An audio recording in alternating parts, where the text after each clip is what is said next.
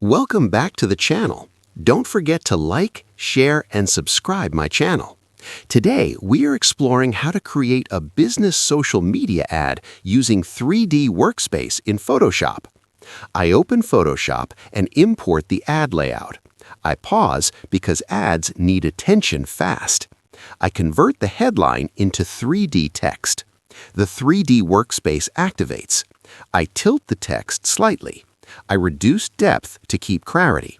Business ads must stay readable. I adjust lighting to highlight the message. I zoom out and check contrast. The ad now feels dynamic and scroll-stopping.